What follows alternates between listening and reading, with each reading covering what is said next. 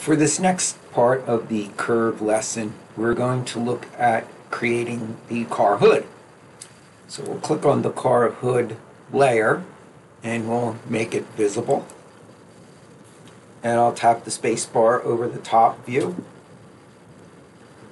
So I want to create this car hood out of 4 curves that define the top, the sides, and the bottom of this car hood.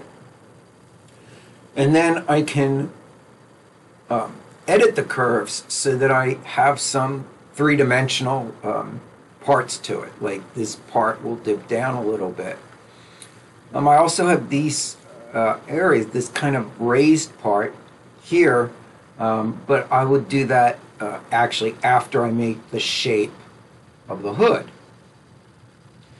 So there's an additional tool that we haven't spoken about, and that's this Snap to Curves tool.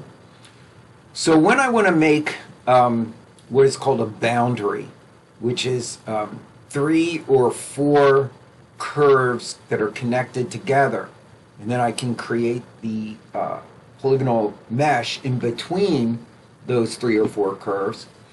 The curves have to be connected, and there's no connect command or tool.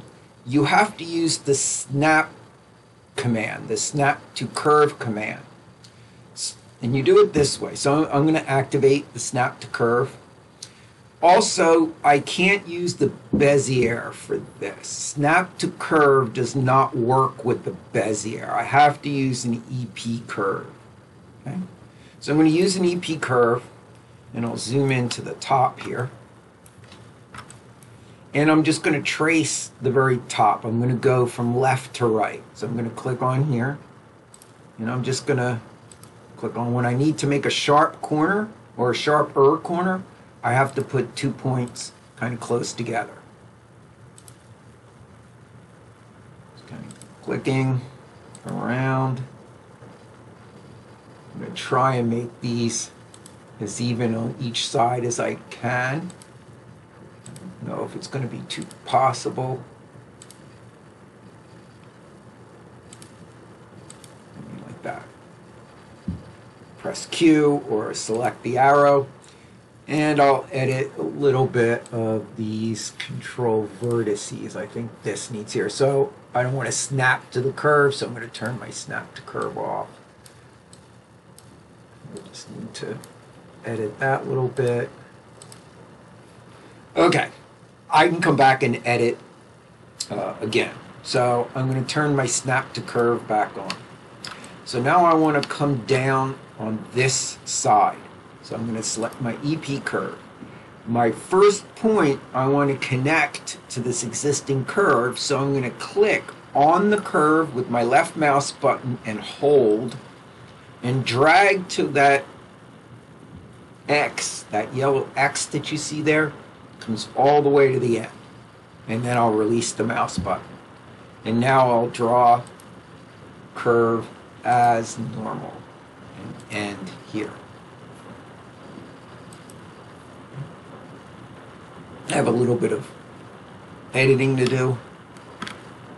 I'm going to go and do the same thing here. The first point that I put down, I'm going to click on this previous curve.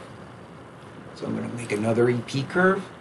I'm going to click on that curve, come all the way down, and then I'll just click and create this curve.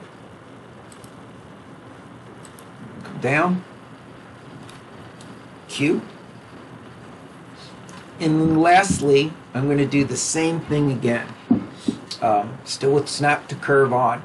This time, because it's my last curve, I'm going to start by clicking and dragging on this previous curve, and I'm going to end by clicking and dragging on this top curve. So I have to connect it both to the bottom, to my previous curve, and to the very first curve, and that will close this surface.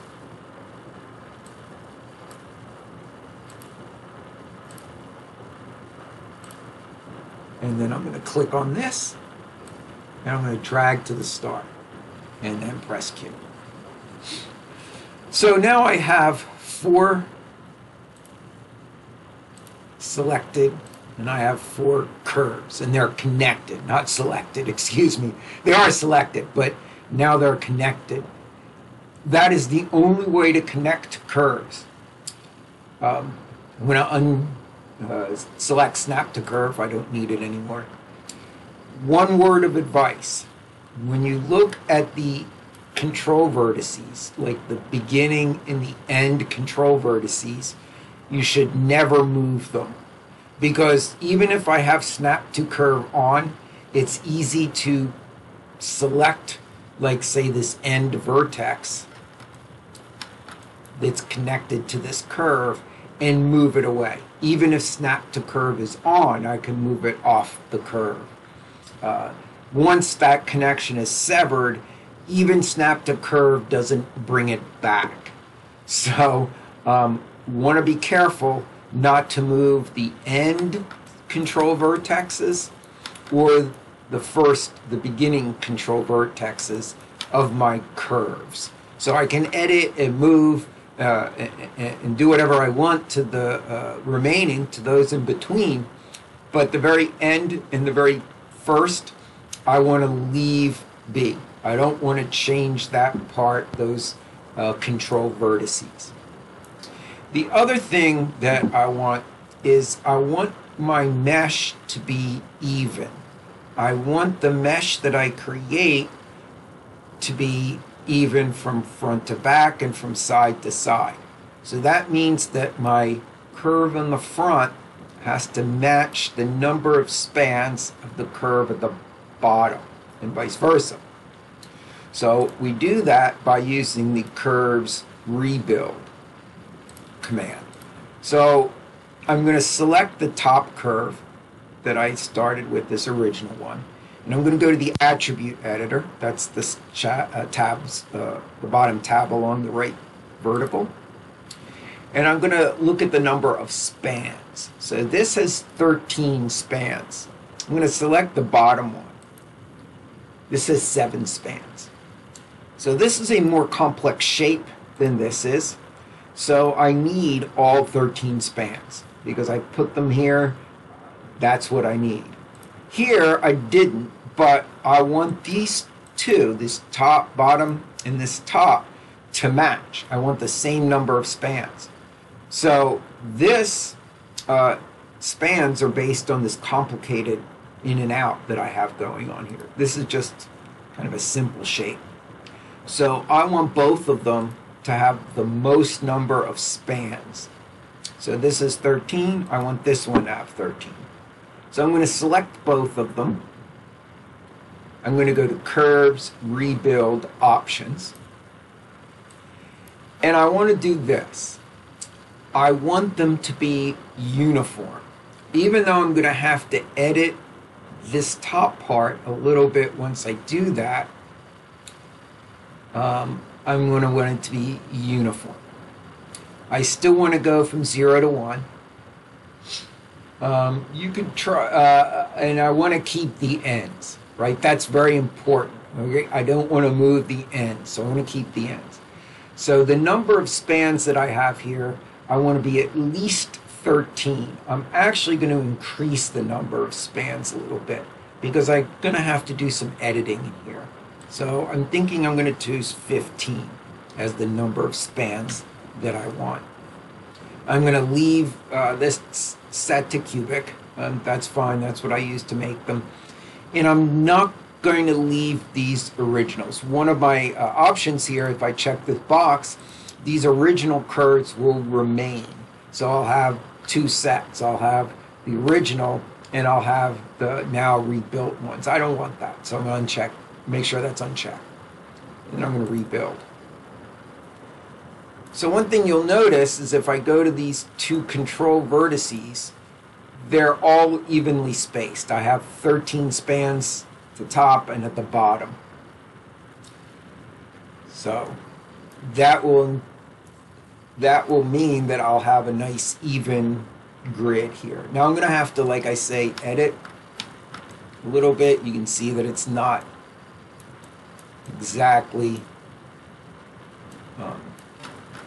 matching. So like I need to make a sharper corner here. So I might need to move this here, right? Put these a little closer together.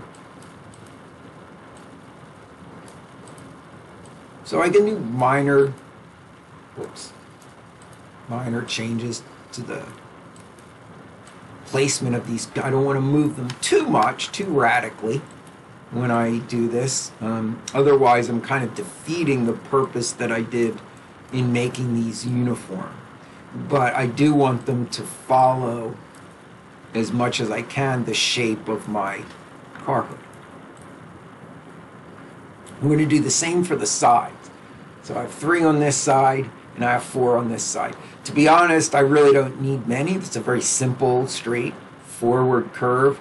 So I'm going to reduce this number to make it match this number of 3. So I'm going to select these, and I'll go to curves, rebuild options, 3 spans,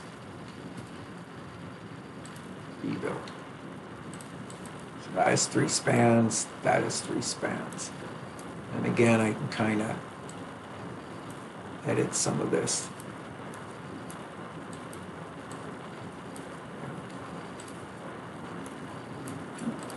So now I'm ready to make my boundary. I have 4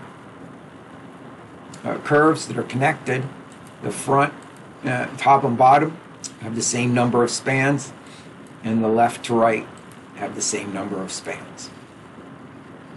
So I'm going to go back to my channel box. I'm going to select all my curves. I'm going to right click over car hood, add selected items. I'm going to hide my car hood, and I'm going to increment and save. Go to File, Increment and Save. And now I'll be ready to create the shampoo bottle.